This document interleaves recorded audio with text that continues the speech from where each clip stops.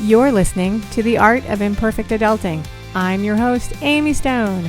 Here, I share stories from real people navigating the adventure that I call adulting. Are you ready? Me too. Let's do this. Hello, friends. In this episode, I'm going to introduce you to Katrina Sawa, and we talk about a time in her life when she realized that she was in a not so great or even bad situation, something she didn't like, and so she made a change. So that's pretty vague, and I know it. And there's two things I want to share with you about that before we get started. First, there is an actual event that I talk about with Katrina in her life, so it's a captivating interview for sure.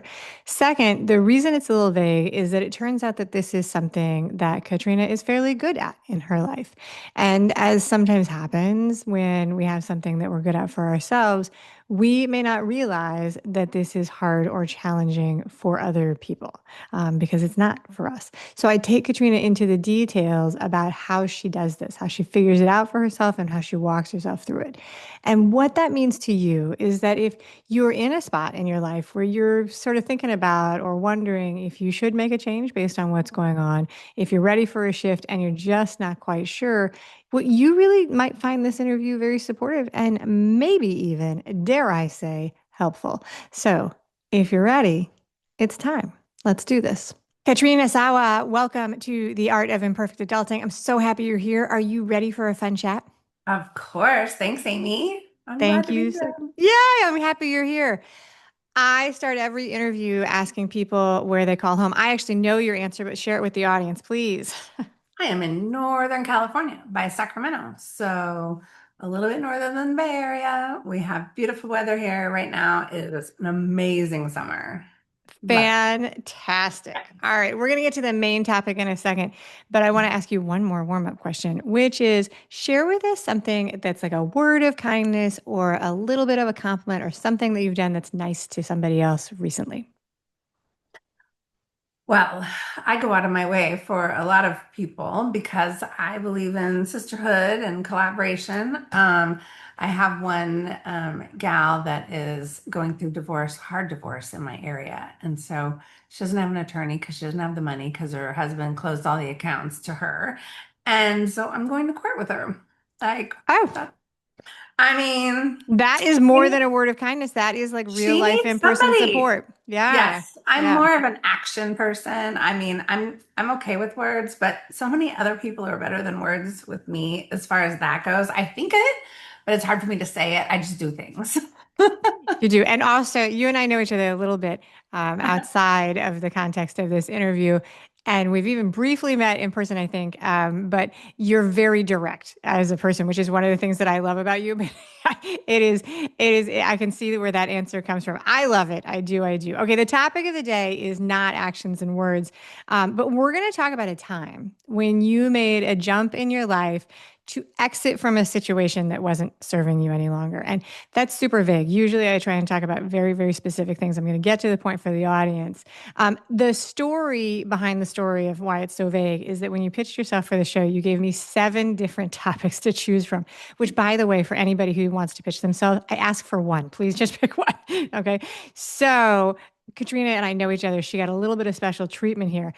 5 of the 7 had something in common, that it was a situation that was no longer serving you. So I thought that was a good theme.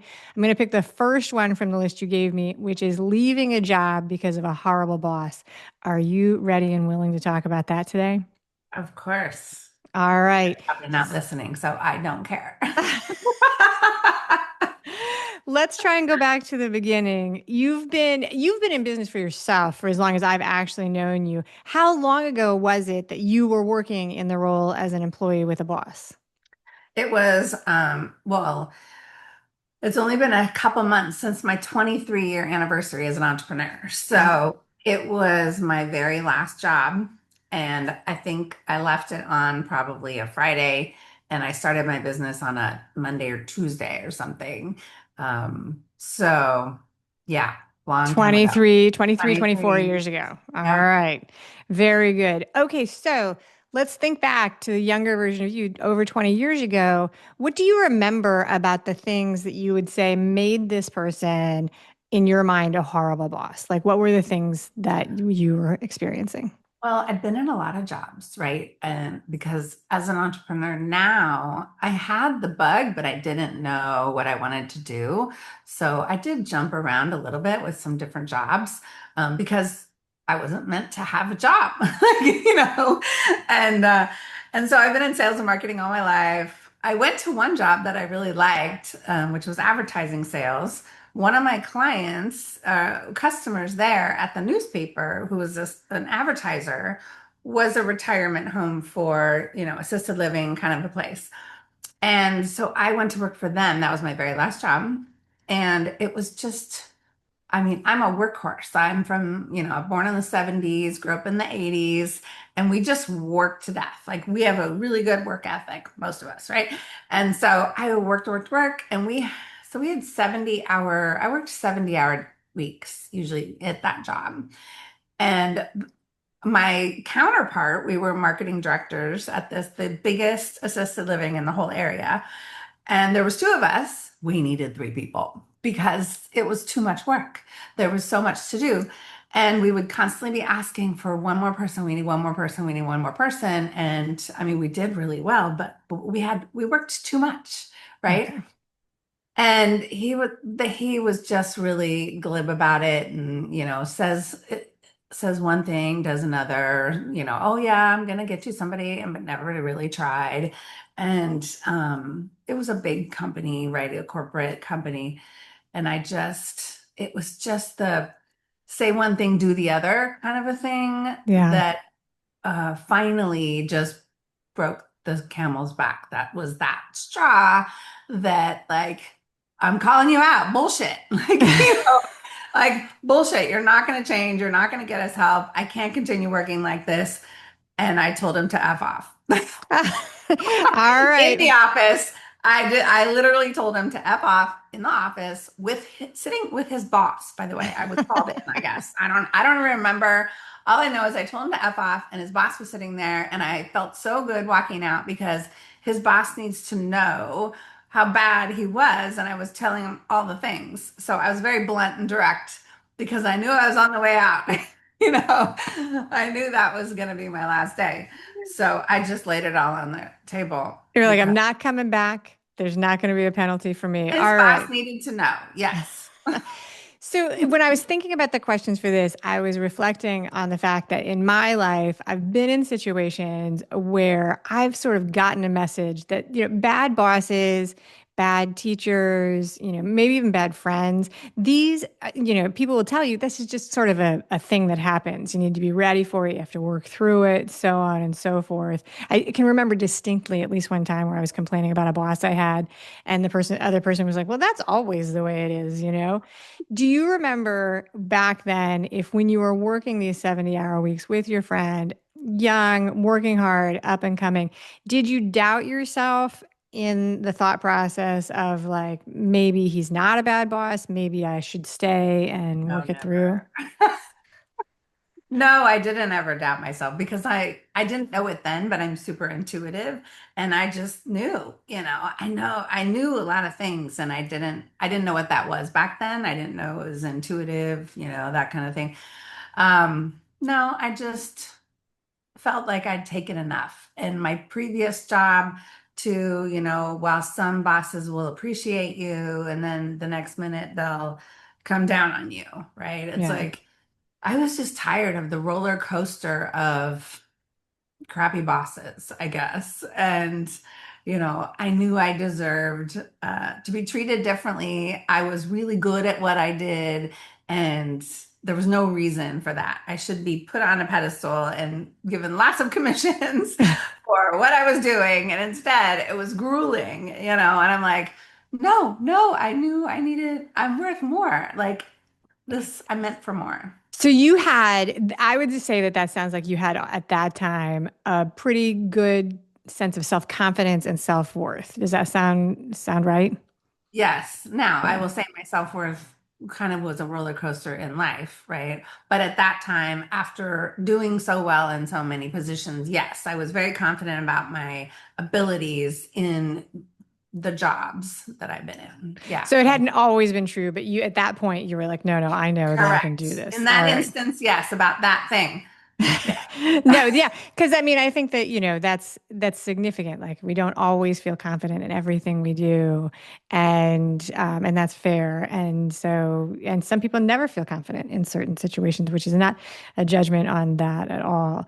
All right, so do you remember back to then? So this is not your very first job in the world. You'd had other bosses and other jobs. What did you feel like? And this is a weird question because you're thinking back a long time ago, but what did you feel like if you remember what the choices were? You were like, I'm leaving and then I'm going, it doesn't matter what happens. I'm going to search for a job. I'm going to, go to Kathmandu. Like, what were your choices at the time? At that stage, I had already made a lot of connections because of working in the advertising world for 2 years at the local newspaper. This was back in 1999 to 2000, maybe 2000 to 22, right? Or 202. And I had already made a lot of connections in the area. So I had been networking in 4 different chambers of commerce. I was in a women's group and a leads group for the newspaper that I worked at. When I moved to this other company, I still had all those connections and I would still network with all those people. So I knew a lot of people and I knew that there was opportunity there. And I'd already sought out a business coach. So I had the foresight to think, I need to talk to a business coach to help guide me because I think I need to go do something on my own. And when I did that, I only think I did like a couple sessions with her, but she did some kind of test with me to see like what are my strengths and all this stuff. And it turns out I was a problem solver, go figure, right? But I came to her going, should I do like marketing consulting with people or should I do a gift basket company? Because that sounded really fun. I love to buy stuff and I love to make gift baskets. Thank God she steered me towards the marketing consulting because that was way more potentially profitable than a gift basket company. But yeah, I felt a little secure because I had a big network. All right. So at Yeah. this point, this one that we're talking about, this was you had the bug already, and you had begun laying the groundwork for stepping into your Yeah. own business, and you had two ideas: a gift basket business, sales and marketing business, and Yeah. they gave you an aptitude test that I have many years ago when I was working in a corporation. They gave everybody in the company a an aptitude test. It was disc analysis or something like that. We were all sitting in the lunchroom taking the test, and one of the engineers came in. He's like, "I love tests. I love tests." And then he sits down, and it's all these questions about like attitude and stuff. And he's like, and under his breath, he's like, "What is this? What is this?" Because he thought it was going to be like an assessment. It was one of my favorite, funniest memories because he was like, "What even is this? What does this mean? Why do I?" Personal Super. development. He couldn't handle that. He was not Right. ready. He did not read the description in the all company wide email closely enough. All right. So you jump in. This is the point. Friday to Monday. This is when you decide to go into business for yourself. Yeah, Were it you was. nervous? No, actually, I mean, yes and no. I was excited and scared at the same time, just like most entrepreneurs who come to me. They're like, when they jump into working with someone like me, they say, I'm scared and I'm excited at the same time. Perfect. That's where you should be, Very right? good. Yeah. I mean, because I knew it was new, but I knew I was capable. I knew intellectually I was capable of figuring it out, doing the thing, making some money. Couldn't be worse than what I was doing before. And I was so tired of bosses. So I thought, oh, little did I know, like, oh, your own boss. You're your own boss is even like that's not necessarily a good boss. That lessons we all learn when there's Oh, nobody so nobody many to lessons. it's like I'd like to really blame this on the PR department. Oh wait, that's me. So So that's many a very lessons. good. But so one of the themes here that we're talking about is like you drove this decision. You were like, I am in a situation where I do not like where I am, and I'm going to jump and do this. And at this point, you jumped into entrepreneurship. So I'm going to take a second and just call out to the audience and let them know that they can join us in the conversation. For every single episode, I post a discussion question on Facebook and Instagram and YouTube, and you can go and jump in the comments and participate. I'll be there. Katrina will be there. Other people from the community will participate, and it's super fun. So I hope you'll be there. Okay, back to the conversation. This idea of like leaving a situation that you saw as not being in your best interest, it's actually like we're talking about, it's very pragmatic. It's actually something people really struggle with. Yes. And so the process of figuring out like, oh, this thing that's happening to me, I don't like it. Did you happen to have any examples in your early life, your family, your friends, your teachers, your other coworkers, of people modeling this decision making of it's okay to cut and run? Well, I think, when my mom divorced my dad, Yep. she did the same thing. Um, I did leave previous jobs too, because I wasn't happy or whatnot, and just went and got another job. I don't stay in things that are uncomfortable for long. And, I didn't know this now then, but I know it now. It's because I don't believe in settling. And so Okay. it was really that. Um, Settling for crappy people who don't treat you well, or settling for unsavory circumstances, or not enough money for whatever it is, that kind of thing. Um, so that not settling. I can't think of a whole lot of other scenarios from No, my that's okay. What does uh, it feel like? What does it feel like for you? Because this is not really questioning what you went through, but helping other people sort of identify it and recognize and feel familiar with it. When you realize you're in a situation that you is not worth it to you or is not serving you, what does it feel like? Like what are some of the things that you notice?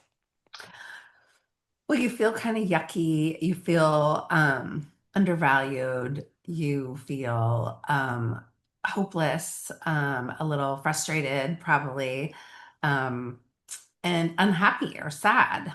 You Yeah. know, when I was in my marriage, my first marriage, I call it my starter marriage, and uh, I had quit the job while I was married. So we were about 6.5 years into the marriage. And I came home and I said, I quit my job. I'm starting a business. I'm going to figure it out. La la la. And he was like, and he got super scared because he was like scared about the money coming in and how we would pay the bills. And I actually went to my mom and got like 3 months worth of living expenses that we needed to supplement from his income and da da da. She just gave it to me just to help me out, which was fine because then I started making some money. Now, so it perfect? No. Did I get to six figures right away? Oh, hell no. I was on the roller coaster of cash flow for many years. Um, but 2 years later, my husband and I were basically living like roommates at that point. And it had been 2 years too long because he could never accept the roller coaster of cash flow. He wanted stability. And I'm like, well, I don't have that yet, but I'm doing this. I'm not going back and getting a job. And because this brings me joy and this is exciting and this is happy, it makes me happy, and fulfilling. And he wouldn't even come when I was like speaking at an event, even if it was in the evening after work, or he wouldn't come to a networking event with me locally to meet some of my new business owner, entrepreneur friends, just to see what it was like. He just wanted to stay home and, brood about it all or whatever. So he wasn't a bad guy. He was just in fear about lack of money. So it was a shaky couple of years there, but that was the next leap, right? That I was the had next leap. So there's two things I want to talk about that you just brought up. One was the people who around you who were supporting you through this. And it sounds like your mom is a real source of support and strength in your life. And it also sounds like the person who was your partner at that time was sort of supportive, but really kind of not supportive. Yeah, I find this in a lot of women, a lot of my clients. I attract a lot of the same type of people who are either unhappy in their personal life, or there's something missing, or they're missing the personal life and they're trying to build a business. So along the line, I've always had to look at people's love lives and their business and money making stuff. Um, but yes, I had um, my mom financially. I knew they were doing well. And so in the back of my mind, I said, oh, I can always borrow money from my mom or my grandma. I had a security mindset in the back of my mind, just knowing I can always borrow money. But that's not everybody has that Yeah. uh, kind of security feeling. I didn't need to borrow more from them, but I knew I could. And before I left the job, I had some kind of mindset to go get a line of credit. Back then, you could get a line of credit. And so I got like a $20,000 line of credit from my bank. Didn't have to use it for many, many years, but thank God I had it like a few years later when I needed it. And I wouldn't have been able to get it as an entrepreneur, but I got it when I was in a job. So Yeah. just another little tip to look out for yourself ahead of time, right? Yeah. So there is people talk about sometimes that it's say the thing that you're in, even though it's a bad situation, can feel safer than the thing you don't know. You were not experiencing that. You took the jump. You were like, I cannot see the safety net, but I'm jumping anyway. Does that are you like a pretty big risk taker in all different parts of your life, or is this like the only part of No, your life where you take where that's you no, feel I safe? won't ski down a hill or rock climb or do any of that kind of physical risk taking. Like I won't fly out of a plane. Of course, I've had a friend die that way. So I won't do a lot of those kinds of things. I've invested a lot. So yeah, I guess I am a big risk taker because I'll just go throw down 50 grand over here and do this, or I'll do this over here with 25 grand. And I just trust that it's going to work itself out, right? And Well, you it do always not does. trust the parachute. I don't trust the parachute because my friend died Yep. doing No, yeah. random skydiving. So yeah. Um, but yeah, any parachute that's on the ground or like a metaphorical parachute, yes. I think that's true. I've never jumped out of an airplane because I'm really pretty confident I wouldn't enjoy it. If I had to, if they were like, you can save the world, Amy, if you jump out of this plane, I'm sure I could bolster the confidence, but I don't think I would enjoy it, and there's no need to. But once upon a time, we were in a group scenario, and everybody I know is like, no, not going to do it. Somebody did not want to go on some jumpy ride at a theme park. And they're like, I'll go if Amy goes. And I was like, well, you're not going because I'm never going. And they were like, I know. And I was like, oh, there you go. So Right. there you go. Right. Right. I was Yeah. the scapegoat. And I like to, some people will jump blindly without seeing the safety net, without doing things. I like to see and know enough about what I'm doing to jump. Like I will jump off a cliff into like water if I've seen somebody do it, if I know how deep Right. the water is, that kind of thing. That is not my practice. Right. If I was in the airplane with the parachute, I'd be like, let's take it out and check it, which is not a thing you're allowed to do. Right. How do I know it's going to work? Right. How do I do that? So people are different. All right. So in the beginning, I mentioned the pattern that I saw. Like I was reading a list and I saw it, right? So job, right? You've mentioned relationship. There's also clients and offers where you have done that. So you have quit clients, you have quit offers. You said that when we talked about how it makes you feel and how you do that, you said you feel a little icky. What are some of the, if you were to be telling somebody else how to watch out for this in different situations, how to make that judgment call, this is not a thing that I want to, continue. What little bit of advice might you give them? Well, I talk about settling. Like, when I was in the marriage, I was 35 when I left. And I was like, okay, am I going to live like this without a lot of intimacy, love, and connection for the next 35 years? I'm like, no, I want more. I want more than that. So get out now. Well, I can actually still find another person that will actually give me. So my logical brain kicked in a way. So you will feel like you're settling. And we didn't have kids. So I know there's lots of people, oh, we have kids, we have to save for the kids. I'm like, oh, but I was a kid of divorce. My husband divorced and now I have a stepdaughter. And so she was a product of divorce. honestly, I think we're better off if you leave. We're better off if you divorce and leave and just stay amicable in parenting than if you stay unhappy and show us how to be unhappy. That's not a good example. And you deserve more. Like, you deserve to have love in your life. You deserve to have a supportive partner. You mentioned earlier about supportive yet unsupportive. Yeah, my husband was more unsupportive, even though he said, "Oh, I support you." But then when it came time to invest $3,000 in a workshop or getting a new website, he's like, "Well, we don't have the money, but I'm putting it on a credit card." Well, you can't do that. Well, yes, I can, because I have to do that in order to learn how to do the thing to get the money. You can't just make the money and then go learn the thing. You have to learn the thing to make the money, and people have it all backwards. And you just have to find the money or put it on a credit card, because that's the cost of doing business.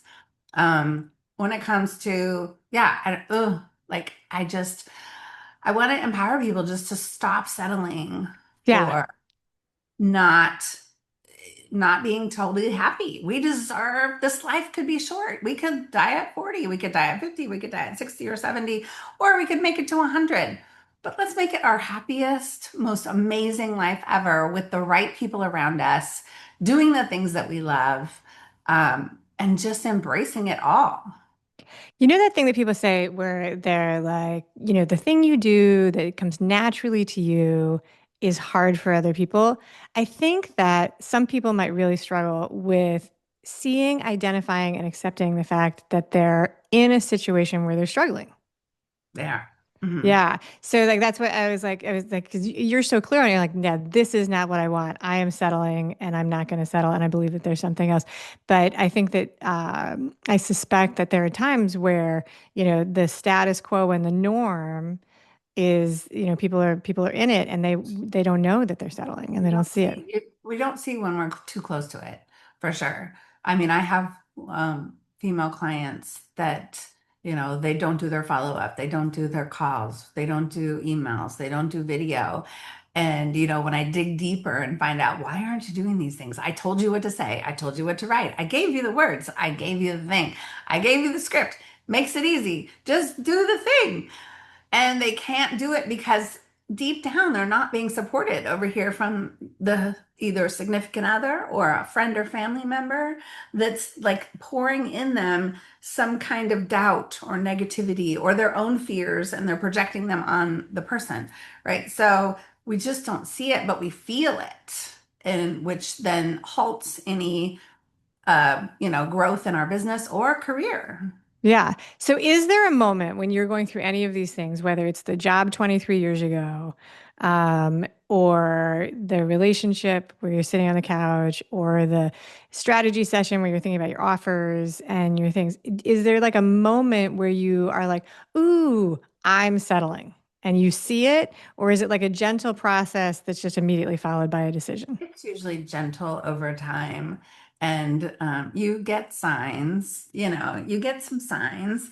And a lot of it's uncomfortable, like letting go of a program or something that I've had. Like, I had this low end membership for 2 years. And I thought as soon as I launched it, it would get 1,000 members. Because at the time I had lots of people looking. And this was way before all the algorithms hit on social media. And it was like really open. You could see everybody's stuff. And I thought, ooh, I'm going to get 1,000 people because it's only $7 and they get so much value.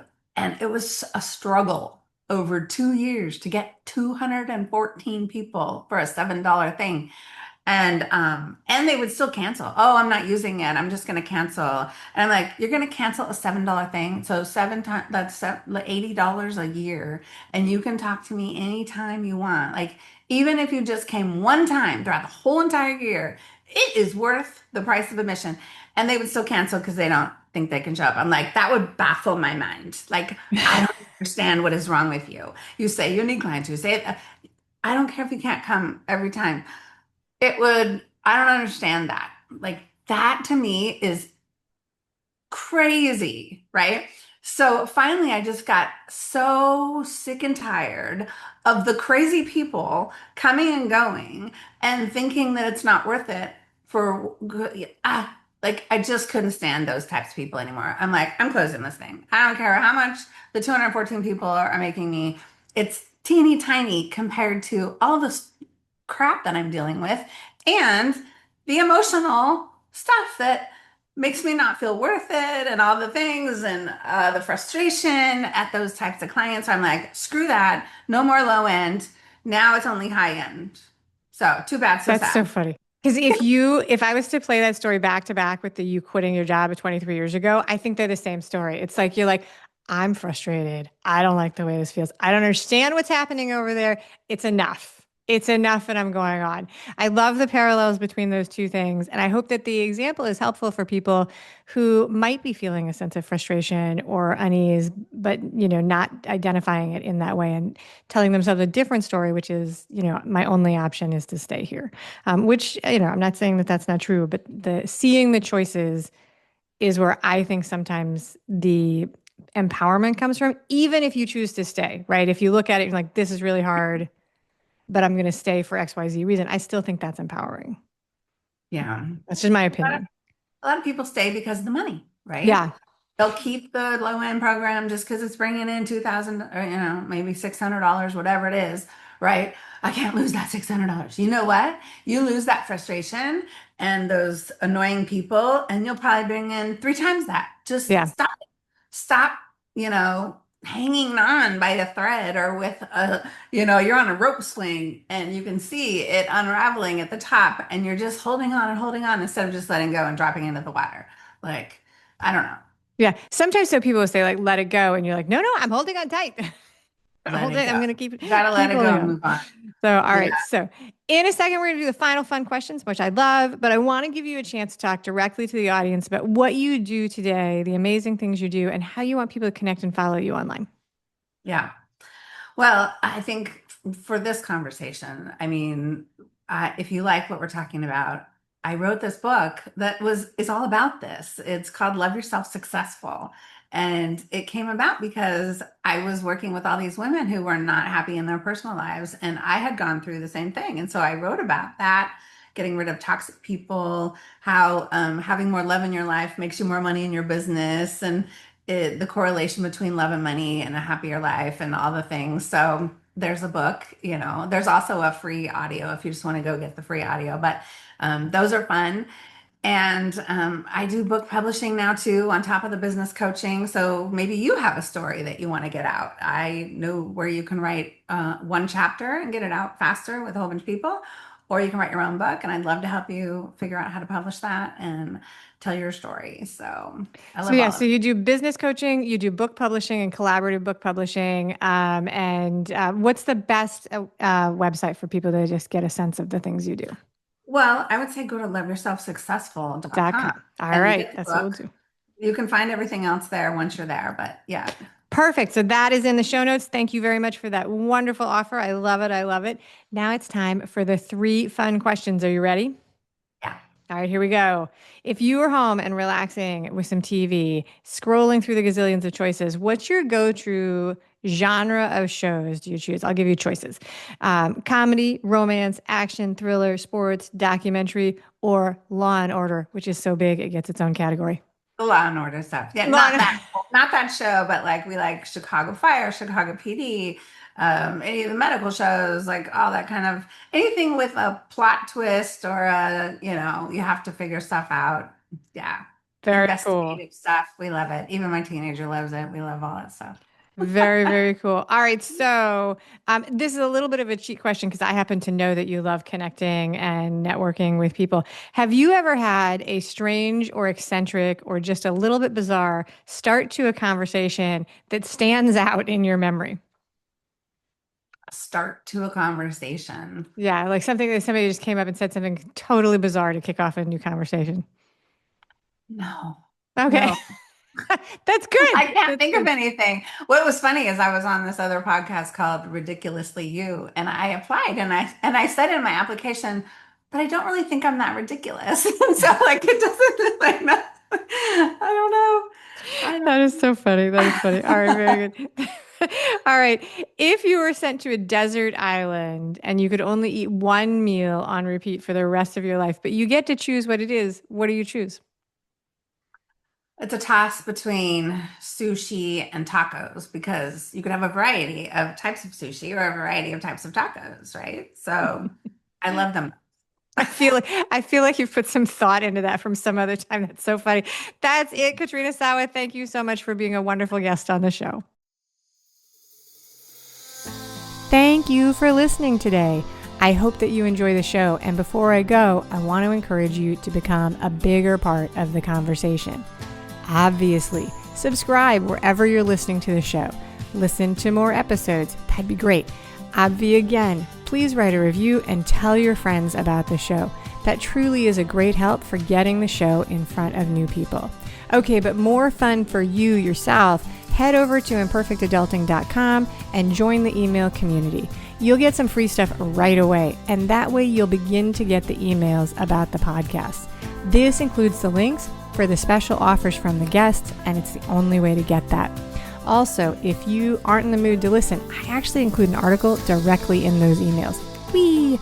Now, if you love this and you crave more time with me, Amy, as a coach, a mentor, or just adultier adult, numero uno, check out The Village. If you have a story you want to share with the listeners, I'd love to hear from you. I have an open application. Just let me know you want it. And that's a wrap for today. Until next time, remember, the journey is the destination. Ralph Waldo Emerson said that, not me. Well, until just now, I did just say it. But what I want you to hear today is that if your adulting journey isn't going the way you expected, that may not mean that you're lost. It may just mean that you're on your way. This is Amy Stone, signing off.